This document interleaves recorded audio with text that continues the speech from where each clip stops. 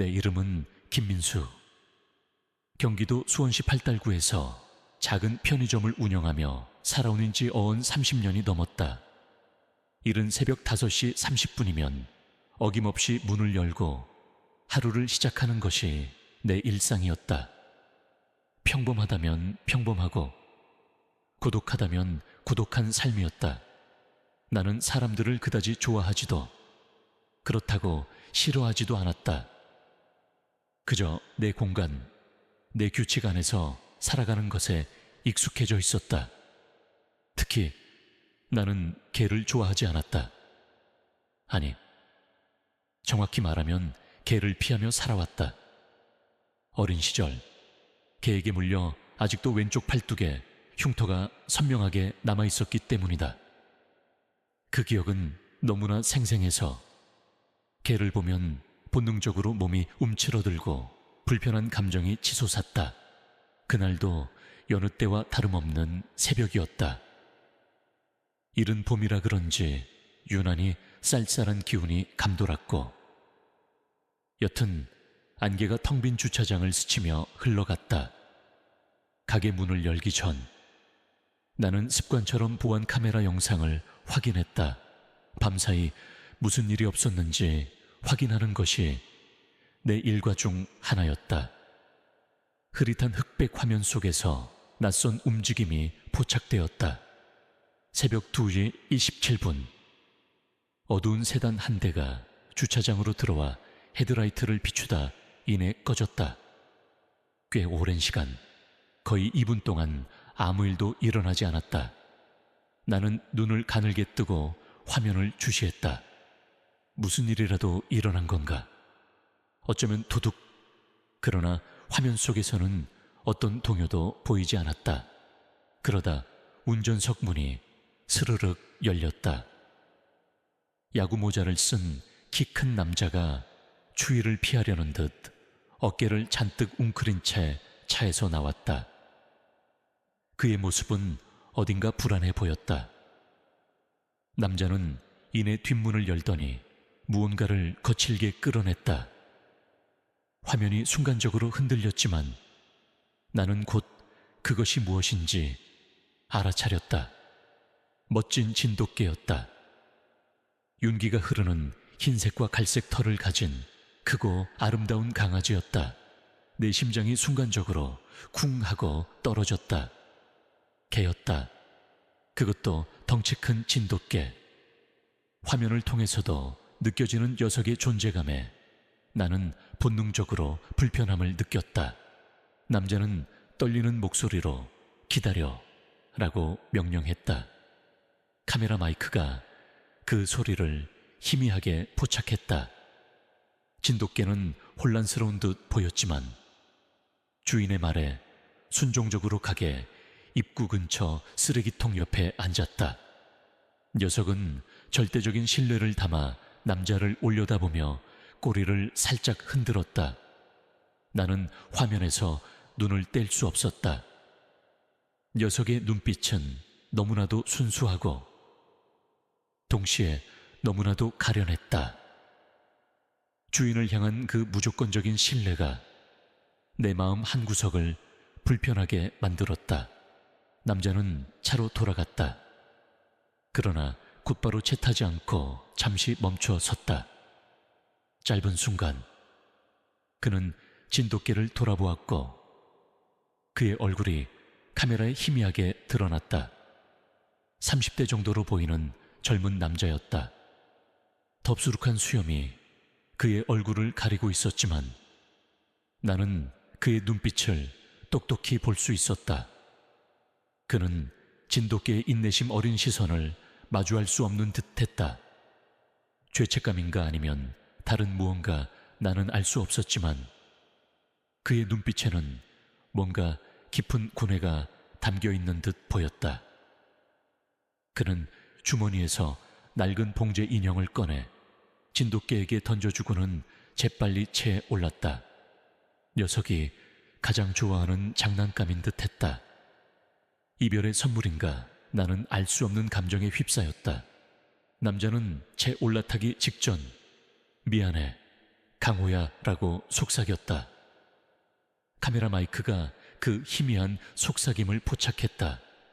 더 이상 이렇게 할 수 없어. 강호 녀석의 이름인가? 진돗개는 여전히 그 자리에 가만히 앉아 차 엔진이 시작되는 소리를 들었다. 녀석은 주인의 마지막 명령에 충실하게 따르고 있었다. 차가 서서히 움직이기 시작했을 때 강호는 그제야 일어서서 주인이 다시 부를 것을 기대하는 듯 했다. 그러나 세단은 뒤로 움직이고 방향을 틀어 젖은 아스팔트 위에서 타이어가 살짝 미끄러지며 주차장을 빠져나갔다. 강호는 사라지는 미등을 따라 몇 걸음 내디뎠다. 혼란스러움이 녀석의 온몸에서 느껴졌다. 녀석은 한 번, 두 번, 의문 어린 낑낑거리는 소리를 냈다. 텅 빈 주차장에 녀석의 애처로운 울음소리가 메아리 쳤다. 그러나 아무런 응답도 없었다. 강호는 잠시 멈춰 서서 주차장을 둘러보았다. 이내 녀석은 봉제 인형을 물고 주인이 기다리라고 한 정확한 자리로 돌아왔다.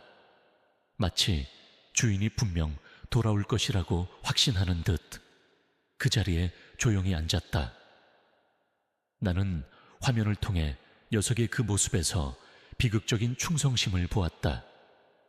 내 마음속 불편함은 더욱 커져만 갔다. 왜 저리도 어리석게 기다리는 걸까?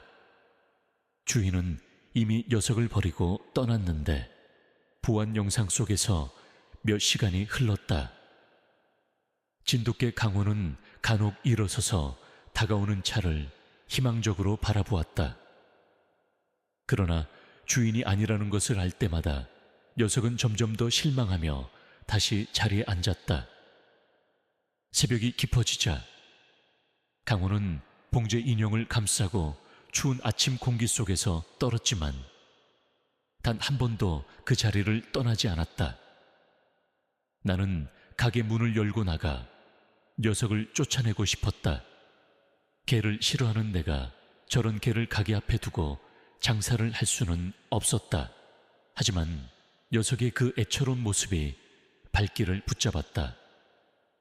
녀석의 눈빛 속에서 느껴지는 절망과 희망에 뒤섞인 감정이 나를 꼼짝 못하게 만들었다.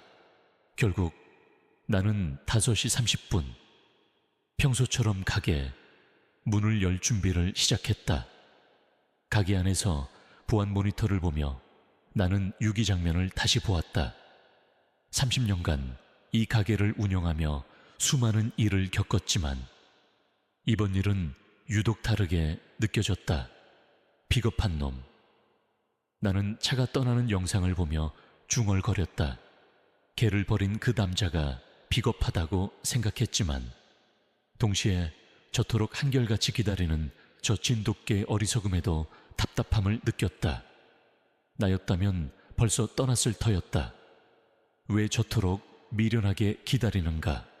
나는 김민수, 개를 좋아하지 않는 사람. 어린 시절의 끔찍한 기억은 나를 평생 개와 멀리 떨어뜨려 놓았다. 그러나 충성스러운 진돗개가 내 가게 밖에서 밤새도록 기다리는 모습을 도저히 무시할 수 없었다. 녀석의 존재는 내 마음속 깊이 묻어두었던 흉터처럼 불편하지만 잊을 수 없는 통증을 유발했다. 나는 망설였다. 내가 왜 저 녀석 때문에 이런 감정을 느껴야 하는가? 나는 두꺼운 외투를 챙겼다. 문을 열자 차가운 공기가 뺨을 때리며 관절염이 있는 어깨를 아프게 했다. 진돗개는 즉시 고개를 들었다. 녀석의 눈에는 희망이 스쳤다. 아마도 주인이 돌아온 줄 알았을 것이다. 그러나 나라는 것을 알아차리자 녀석의 눈빛에는 실망감이 역력했다. 녀석에게서는 공격성이 전혀 느껴지지 않았다. 오직 혼란과 두려움에 기미만 보였다. 나는 가게 문 앞에 서서 버려진 진돗개를 바라보았다. 녀석은 피로와 절박한 희망이 섞인 눈빛으로 나를 응시했다. 나는 본능적으로 왼쪽 팔뚝의 흉터를 만졌다. 여전히 아릿한 통증이 느껴지는 듯 했다. 그러나 이 강아지의 눈빛에서 느껴지는 깊은 고통이 왠지 모르게 내 마음을 울렸다. 내올 데려갈 생각 없어. 나는 차가운 아침 공기 속에서 입김을 뿜으며 말했다. 그냥 분명히 해두자. 진돗개는 사람 목소리에 귀를 쫑긋 세웠다. 녀석은 봉제 인형을 더 꼭 쥐며 이전 세상과의 마지막 연결고리를 지켰다. 나는 녀석에게 목줄이 없음을 알아차렸다. 주인이 신분을 숨기려 계획적으로 유기한 것이 분명했다. 비겁한 놈. 다시 한번 그 생각이 들었지만 이번에는 좀 다른 감정이 뒤섞여 있었다. 녀석은 분명 배고플 터였다. 배고프겠지. 나는 중얼거리며 가게로 돌아갔다. 보안 모니터에는 강호가 문을 뚫어줘라 바라보는 모습이 보였다. 마치 내가 다시 나오기를 기다리는 것처럼. 나는 냉장고에서 소고기 육포를 꺼내고 물그릇을 챙겼다. 그리고는 다시 밖으로 나가 몇 걸음 떨어진 곳에 놓아두고 물러섰다. 진돗개는 음식과 물을 보고 나를 쳐다보며 허락을 구하는 듯했다. 녀석의 눈빛은 여전히 순종적이었다. 먹어, 너 줄 거야. 나는 퉁명스럽게 말했다. 녀석은 조심스럽게 다가와 물을 깊이 마셨다. 그러나 육포는 건드리지 않았다. 녀석은 여전히 주인을 기다리고 있었다. 그 봉제 인형을 곁에 두고. 나는 녀석의 그 모습을 보며 알 수 없는 감정의 소용돌이에 휩싸였다. 녀석을 쫓아내고 싶은 마음과 동시에 녀석의 그 충성심에 대한 경외감이 뒤섞였다. 이 알 수 없는 존재가 내 일상에 어떤 변화를 가져올지. 그 새벽 그림자 속에서 나는 전혀 짐작할 수 없었다. 손님들이 하나둘 가게에 도착하기 시작하면서 버려진 강아지 소식은 작은 마을에 빠르게 퍼져나갔다. 정고가 되자 주민들이 강아지 사료, 다며 그리고 온갖 조언을 가져오며 가게 앞에 작은 군중이 모여들었다. 나는 그 광경을 지켜보며 내심 불편했다. 내가 원하지 않는 관심이었다. 강호는 사람들이 가져온 사료를 이해심 바르게 받아 먹었지만 여전히 가게 입구를 지키며 다가오는 차들을 희망적으로 바라보았다. 녀석의 눈빛은 한결같았다. 주인이 돌아올 것이라는 굳건한 믿음. 나는 저런 미련한 믿음을 가져본 적이 없었기에 녀석의 순진함이 답답하게 느껴지기도 했다. 지역 수의사 박지영 씨가 상황을 듣고 찾아왔다. 그녀는 차분한 목소리로 설명했다. 주인을 기다리는 거예요. 가끔 며칠, 심지어 몇 주까지 기다리죠. 충성심이 대단해요.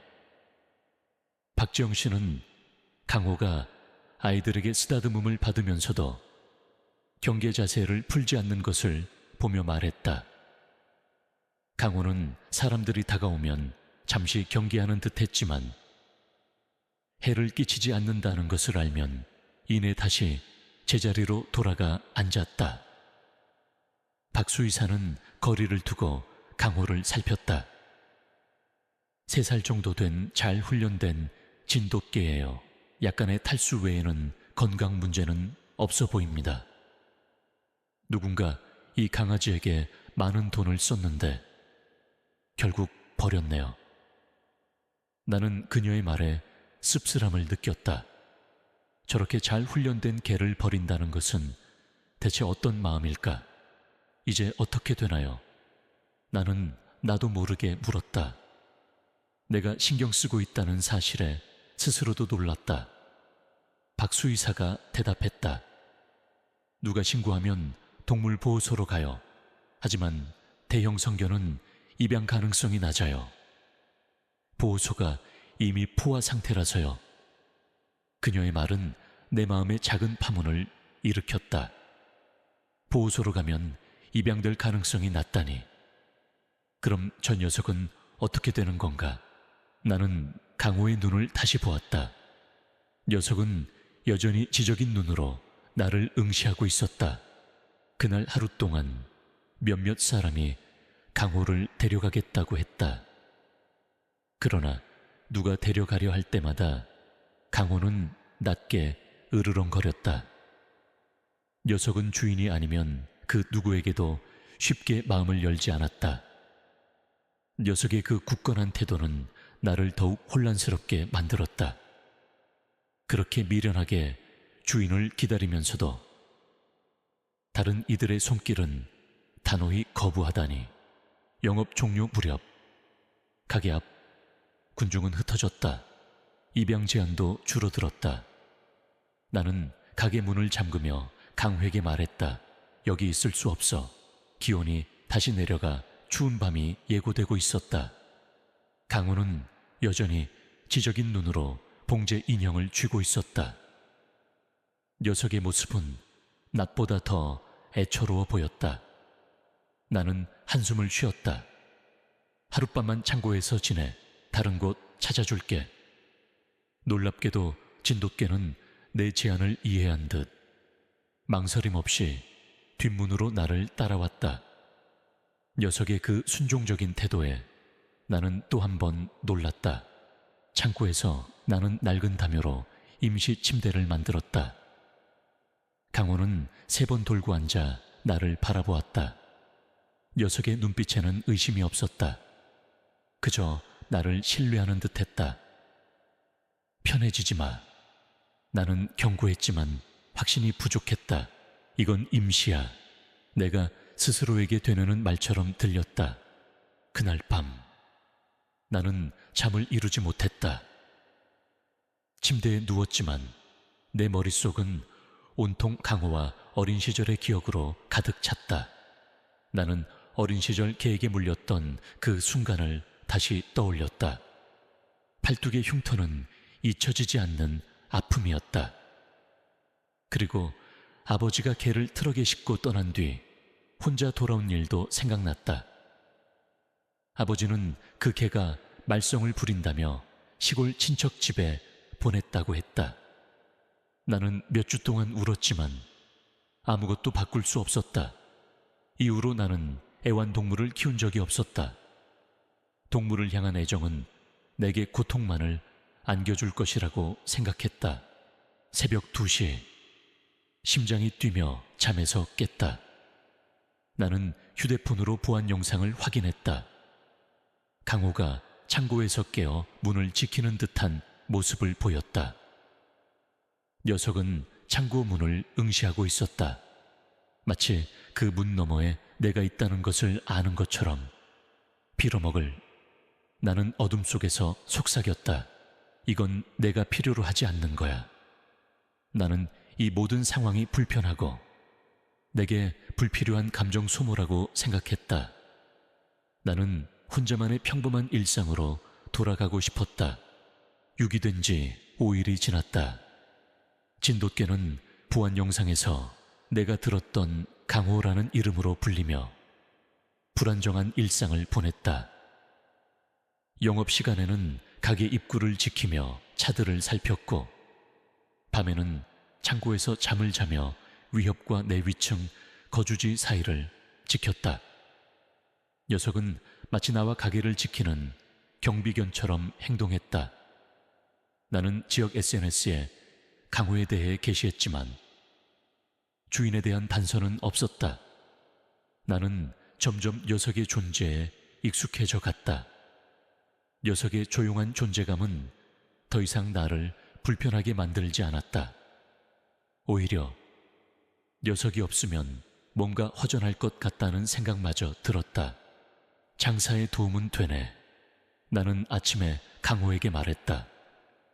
주민들이 강아지 복지를 확인하러 오는 모습을 보면서 나는 피식 웃었다.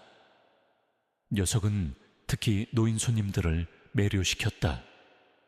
인내심 있게 이야기를 듣고 손님들이 주는 간식을 받아 먹었다. 강호는 어느새 우리 편의점의 마스코트가 되어 있었다. 나는 녀석이 사람들과 어울리는 모습을 보면서 녀석이 정말 특별한 개라는 것을 어렴풋이 느끼기 시작했다. 내가 그토록 싫어했던 개가 이제는 내 가게에 활기를 불어넣고 있었다. 6일째 되던 날, 지역 신문사 기자 이소연이 강호의 이야기를 취재하러 왔다. 그녀는 영상을 보며 표정이 굳어졌다. 6위뿐 아니라 당신이 강호를 돌보는 이야기도 싣고 싶어요. 좋은 기사예요. 나는 그녀의 말에 당황했다. 데려간 거 아니야. 나는 바로 잡았다. 임시로 있는 거지. 이소연은 카운터 뒤에 맞춰진 강아지 침대와 선반의 장난감들을 보며 미소 지었다. 임시이네. 그녀의 눈빛 속에는 내가 숨기려는 진심을 꿰뚫어보는 듯한 영리함이 있었다. 나는 아무 말도 하지 못했다. 정말 임시일까? 나 자신에게 묻는 질문이었다. 이소연 기자는 강호의 사진을 찍고 내 인터뷰를 간단히 진행했다. 그리고 그날 저녁 기사가 나갔다. 다음날 아침 강호의 이야기는 전국적으로 퍼졌다. 나는 내 의지와는 상관없이 강호의 보호자가 되어가고 있었다. 그리고 이 작은 편의점은 이제 강호의 이야기가 시작되는 특별한 장소가 되어 있었다. 강호의 이야기가 전국적으로 퍼지자 가게에는 입양 제한과 주인에 대한 단서가 쏟아져 들어왔다. 전화벨은 쉴 새 없이 울렸고 나는 밀려드는 연락에 정신이 없었다. 대부분은 강호를 불쌍히 여기는 사람들로부터 걸려온 것이었고 몇몇은 강호를 데려가고 싶다고 했다. 하지만 강호는 여전히 그 누구에게도 마음을 열지 않았다. 녀석은 낯선 사람에게는 낮게 으르렁거렸고 오직 내가 주는 음식과 나의 존재만을 받아들였다. 나는 강호의 그런 고집스러운 충성심에 답답함과 동시에 존경심마저 들었다. 그러던 어느 날 오후 김지수라는 여성이 떨리는 목소리로 전화했다. 강호를 버린 사람을 아는 것 같아요. 제 오빠 김도현일 거예요. 나는 전화기 너머의 목소리에서 깊은 슬픔과 함께 간절함을 느꼈다. 드디어 강호의 주인을 찾은 것인가? 하지만 왜 강호를 버렸다는 걸까? 복잡한 감정이 뒤섞였다. 나는 그녀에게 가게로 와달라고 부탁했다. 몇 시간 뒤 지수가 가게에 도착했다.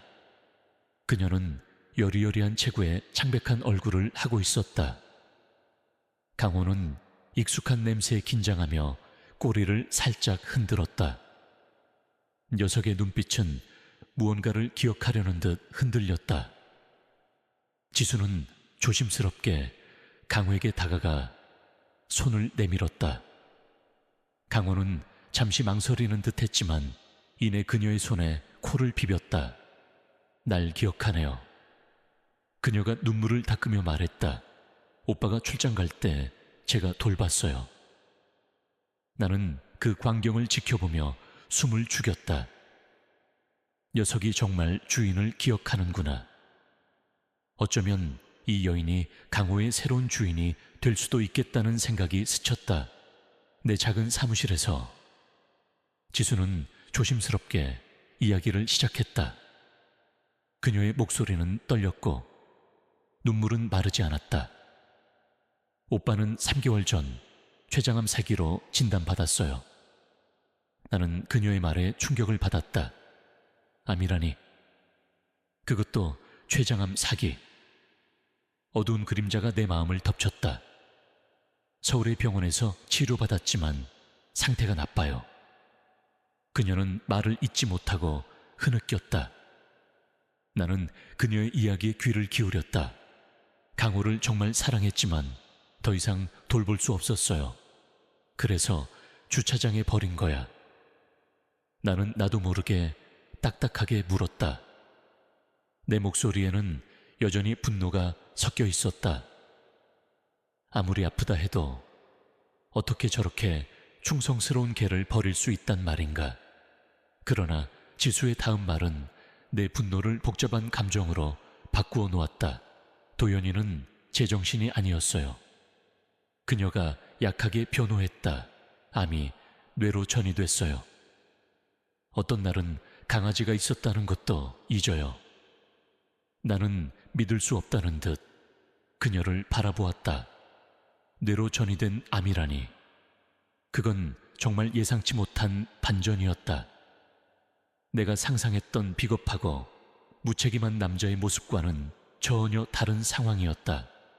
자존심이 세서 도움을 청하지 않았어요. 지수의 말에 나는 고개를 끄덕였다. 병으로 인해 정신이 흐려지고 자존심 때문에 도움을 요청하지 못하는 상황.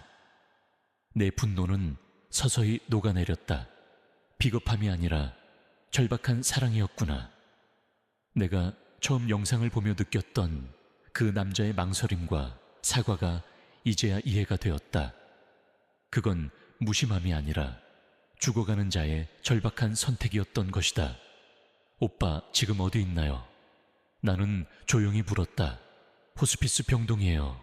몇 주, 아니 며칠 남았다고 해요.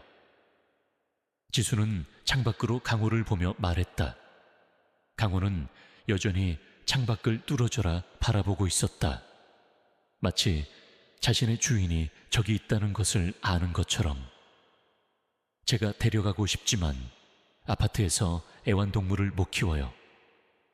그녀의 말에 나는 한숨을 쉬었다. 그럼 강호는 어떻게 되는 건가? 다시 갈 곳이 없어지는 건가? 지수는 강호의 물건을 더 가져오겠다고 약속하고 떠났다. 나는 강호에게 다가가 말했다. 내 주인이 널 그냥 버린 게 아니야. 죽어가고 있어. 강호는 모든 것을 이해하는 듯한 눈으로 나를 바라보았다. 녀석의 눈빛 속에는 슬픔과 함께 어떤 체념 같은 것이 느껴졌다. 녀석도 알고 있었던 걸까? 아니면 그저 나의 말에 반응하는 것일까?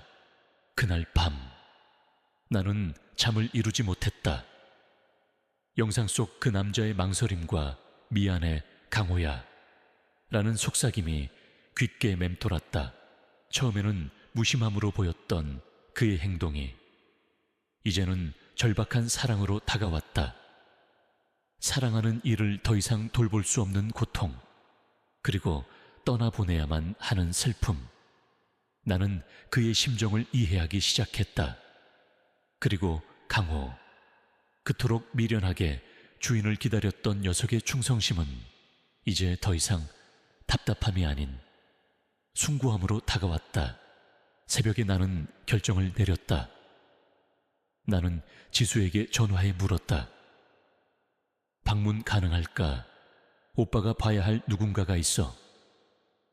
지수는 잠시 망설이는 듯했지만 이내 승낙했다. 나는 강호에게 새 목줄을 채웠다. 강호는 내 행동을 이해하는 듯 얌전히 따랐다. 내 왼쪽 팔뚝의 흉터는 여전히 아릿했지만 더 이상 나를 두렵게 하지 않았다. 대신 강호의 눈빛 속에서 나는 새로운 의미를 찾고 있었다. 우리가 함께 떠날 여정의 시작이었다. 이 길의 끝에 무엇이 기다리고 있을지 알 수 없었지만 나는 강호와 함께라면 어떤 어려움도 헤쳐나갈 수 있을 것 같다는 막연한 확신이 들었다. 내가 증오했던 개가 이제는 내 삶의 일부가 되어가고 있었다. 그리고 이 특별한 여정은 이제 막 시작되려 하고 있었다. 서울 강남구의 호스피스 시설은 조용했다. 차분하고 엄숙한 분위기가 감돌았고 희미한 소독약 냄새가 코끝을 스쳤다. 나는 새로 산 목줄을 한 강호와 함께 도착했고 지수가 로비에서 우리를 만났다. 그녀의 얼굴은 어젯밤보다 더 창백해 보였다. 정말 괜찮아요? 지수가 물었다. 그녀의 목소리에는 걱정이 가득했다. 도연이는 오늘 정신이 맑지만 매우 약해요. 나는 확신하며 고개를 끄덕였다. 필요해요. 둘대게. 나는 강호의 목줄을 꽉 쥐었다. 강호는 마치 이 공간의 엄숙함을 아는 듯 침착하게 내 옆을 걸었다. 녀석의 발걸음은 조용했고 눈빛은 깊었다. 지수는 조용한 복도를 지나 김도현의 개인 병실로 우리를 안내했다. 병실 문 앞에서 나는 망설였다. 내가 지금 옳은 일을 하는 걸까?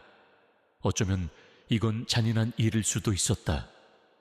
죽음을 앞둔 사람에게 자신이 버린 개를 다시 보여주는 것이 과연 옳은가, 잔인한 걸까?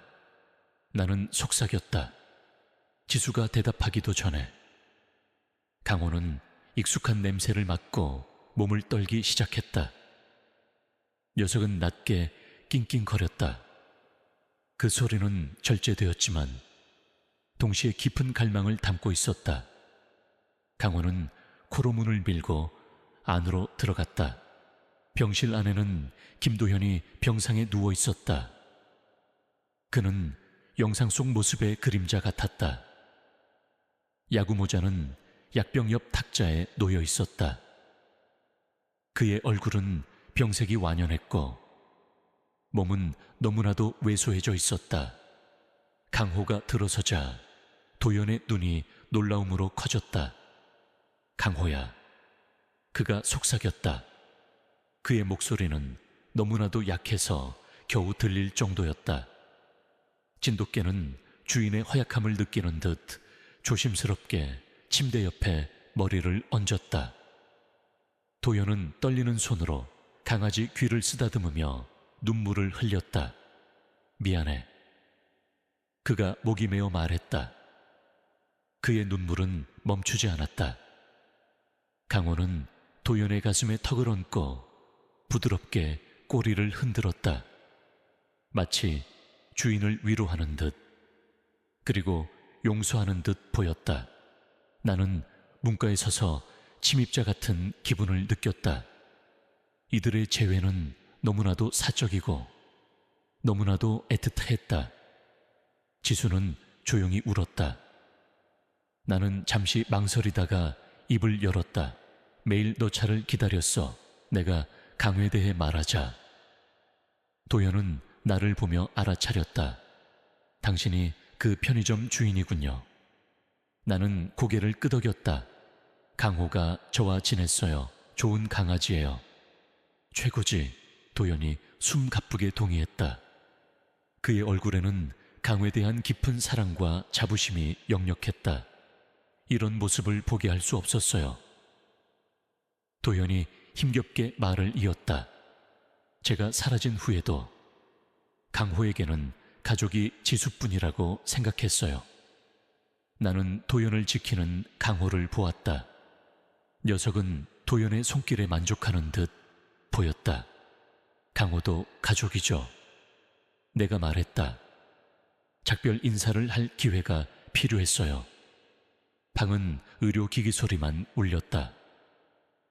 산소 공급기의 규칙적인 소리가 우리의 대화 사이를 메웠다.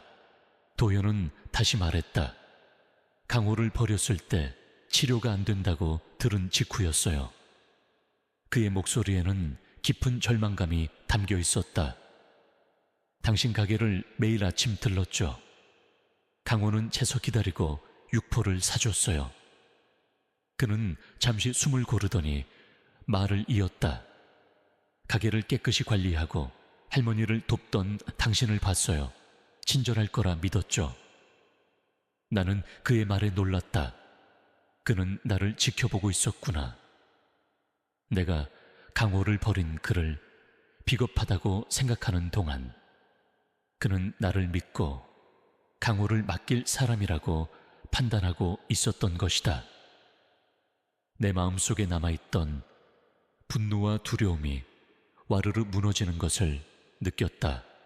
전개를 좋아한 적 없어요. 나는 나도 모르게 인정했다. 하지만 강호는 특별해요. 도연은 고개를 끄덕였다. 서비스 훈련생이었어요. 사람에게 너무 강하게 유대해서 탈락했죠. 그래서 2살에 데려왔어요. 나는 강호가 도연에게 편안함을 주는 모습을 보았다. 녀석의 존재는 도연에게 마지막 안식처가 되고 있었다. 그 유대가 강호를 특별하게 하네요. 나는 조용히 말했다. 강호는 도연의 옆에 찰싹 붙어 있었다. 도연의 상태는 3일 후 급격히 나빠졌다. 나는 매일 강호를 호스피스에 데려갔고 도연은 강호가 있을 때 평화를 찾았다. 간호사가 내게 말했다. 강아지 때문에 버티는 거예요. 의학적으로 설명할 수 없는 힘이에요. 방문 중 도연은 강호와 함께했던 추억들을 이야기했다. 설악산 등산, 곰을 쫓아낸 일, 외로울 때 강호가 무릎에 머리를 얹던 때, 제가 아프기 전에 강호가 먼저 알았어요. 배를 계속 핥고 그랬죠. 그를 더 일찍 들었어야 했어요. 그의 목소리에는 후회가 섞여 있었다. 지역 사회의 지원은 커졌고 기부금이 도연의 의료비를 도왔다. 유명 조련사가 강호를 입양하겠다고 했지만 나는 강호가 낯선 사람과 행복하지 않을 걸 알았다. 녀석은 이미 내게도 그리고 도연에게도 너무나 강하게 유대되어 있었다. 화요일 오후 지수가 전화로 때가 됐어요. 오늘 밤을 넘기기 어려워요. 라고 말했을 때 나는 심장이 철렁 내려앉았다. 나는 가게를 일찍 닫고 비를 뚫고 강호와 병원으로 향했다. 병실에서 도연은 얕은 숨을 쉬고 있었다. 강호는 조심스럽게 침대에 올라 도연 옆에 웅크렸다. 부탁이 있어요. 도연이 힘겹게 말했다. 나는 그에게 다가갔다. 뭐든지 강호를 돌봐주세요. 영원히. 그의 눈빛은 간절했다. 강호가 당신을 믿어요. 나는 당황했다. 전 개를 키운 적 없어요. 더 나은 집이 있을 거예요. 도연은 고개를 저었다. 강호가 당신을 선택했어요. 나는 강호의 기대와 신뢰를 보았다. 녀석의 눈빛은 내가 이 부탁을 들어줄 것을 믿는 듯 했다. 진돗개를 어떻게 돌보는지 몰라요. 내가 약하게 항변했다. 도연은 희미하게 미소 지으며 말했다. 잘하고 있어요. 강호가 나머지를 가르쳐 줄 거예요. 그는 내게 마지막으로 물었다. 약속해 주세요. 나는 어린 시절 개에 대한 두려움과 이제 막 정이 든 강호를 잃을지도 모른다는 상실감을 떠올리며 말했다. 약속해요. 돌볼게요. 도연은 편안해진 듯 눈을 감았다. 몇 시간 동안 도연은 의식을 잃었다 깨어나며 강호는 곁을 지켰다. 자정 직후 도연의 숨소리가 바뀌었고 강호는 그의 얼굴을 핥고 가슴에 머리를 얹었다. 몇 분 후 도연은 조용히 떠났다. 강호는 오랫동안 움직이지 않고 도연을 바라보았다. 녀석의 눈빛에는 깊은 슬픔이 담겨 있었다. 간호사가 들어오자 강호는 몸을 흔들고 나를 보았다. 녀석은 이제 내게 기댈 곳을 찾고 있었다. 새벽에 병원을 떠나며 강호는 내 옆에 더 가까이 걸었다. 나는 녀석의 따뜻한 천을 느끼며 이제 우리가 함께해야 할 긴 여정이 시작되었음을 직감했다. 도연의 마지막 부탁, 그리고 강호의 변함없는 충성심. 이 모든 것이 나를 새로운 길로 이끌고 있었다. 나는 더 이상 과거의 나 김민수가 아니었다. 1년이 지났다. 나는 경기도 양평군의 새로 산 농장에서 강호가 웨이커의 넓은 땅을 순찰하는 모습을 보며 미소 지었다. 가게는 젊은 부부에게 팔려 은퇴했다. 도시를 떠나 개를 위해 살 줄은 몰랐다. 나는 옆에 선 지수에게 말했다. 도시를 떠나 개를 위해 살 줄 몰랐어. 지수는 강호를 보며 미소 지었다. 도연이 놀랄 거예요. 강호는 넓은 들판을 자유롭게 뛰어다니며 그 어느 때보다 활기차 보였다. 녀석의 윤기 나는 털과 탄탄한 몸은 지난 1년간의 변화를 고스란히 보여주고 있었다. 진돗개 강호는 내 삶을 완전히 바꾸어 놓았다. 왼쪽 팔뚝의 흉터는 더 이상 두려움이 아닌 이야기가 되었다. 강호는 내게 단순한 동반자를 넘어 삶의 새로운 목적이 되었다. 아침 산책, 공원에서 만나는 친구들, 그리고 강호와 함께하는 조용한 기쁨. 이 모든 것이 내 일상이 되었다. 내가 상상조차 할 수 없었던 평화로운 나날들이었다. 도연과의 만남, 그리고 강호의 유기와 재회 영상은 도연의 안식처라는 보호소를 만들었다. 이곳은 버려진 노령견과 호스피스 환자의 강아지들을 돌보는 곳이었다. 강호는 그들의 목자였다. 녀석은 새로운 입주견들을 진흙에서 인도하고 불안해하는 강아지들을 진정시키는 역할을 훌륭히 해냈다. 녀석의 존재 자체가 다른 개들에게 위안과 희망이 되었다. 새 웹사이트 멋지네요. 지수가 전화로 확인하며 말했다. 기부금이 지난달보다 20% 늘었어요. 나는 강호가 새 입주견을 돌보는 모습을 보며 웃었다. 강호가 진짜 운영자야. 난 서류만 해. 나는 이제 수의사 박지영 씨와도 친하게 지내며 그녀에게 종종 조언을 구하기도 했다. 개를 그토록 싫어했던 내가 이제는 개 전문가가 되어가고 있었다. 오늘이 무슨 날인지 아시죠? 지수가 조용히 물었다. 나는 고개를 끄덕였다. 도연이 떠난 지 1년 되는 날이야. 나는 강호가 그 사실을 아는 듯 느껴졌다. 강호는 낡은 봉제 인형을 물고 포치로 돌아왔다.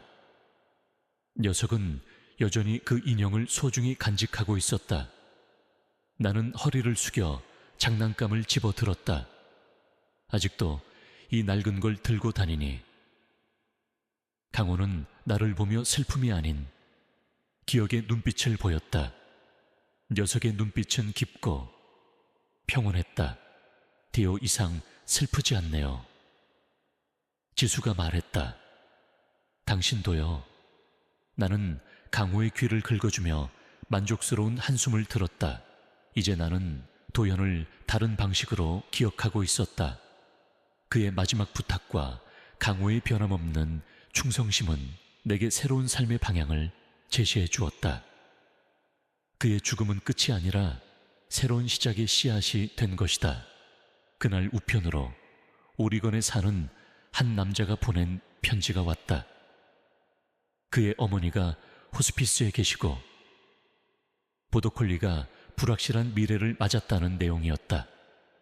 도연의 안식처가 도울 수 있을까요? 편지에는 간절함이 묻어 있었다. 어떻게 생각해, 강호야? 나는 사진과 편지를 보여주며 물었다. 강호는 종이를 킁킁거리더니 확신의 눈빛을 보냈고 단호하게 한번 짖었다. 그럼 좋다고 하자. 나는 웃으며 말했다. 강호의 선택은 언제나 옳았다. 해가 지며 그림자를 들이우자. 나는 이 여정을 돌아보았다. 한밤중의 유기, 충성스러운 강아지, 죽어가는 사람과의 약속, 이 모든 것이 퍼즐처럼 맞춰져 지금의 나를 만들었다. 강호는 내 다리에 몸을 기대왔다. 함께 그들은 상실과 재생의 이야기를 가진 강아지들을 보았다. 가자. 나는 강호의 다리를 두드리며 말했다. 저녁 먹을 시간이다. 강호는 부드럽게 다른 강아지들을 이끌며 안으로 들어갔다. 녀석의 뒷모습은 당당하고 든든했다. 문을 닫기 전 나는 석양을 보며 속삭였다. 고마워. 도연에게, 카메라에게, 혹은 두려움과 화해한 어린 자신에게. 안에서는 꼬리치는 강아지들에 둘러싸여 있었다. 김민수는 운명이 이끈 자리에서 자신을 발견했다. 이 모든 것은 강호가 내게 가져다준 기적이었다. 시청해 주셔서 감사합니다. 이 이야기가 여러분의 마음에 작은 울림이 되었기를 바랍니다. 좋아요와 구독, 그리고 알림 설정까지 부탁드려요. 여러분의 따뜻한 응원은 제가 더 좋은 이야기를 만들 수 있는 큰 힘이 됩니다. 다음 영상에서 또 만나요.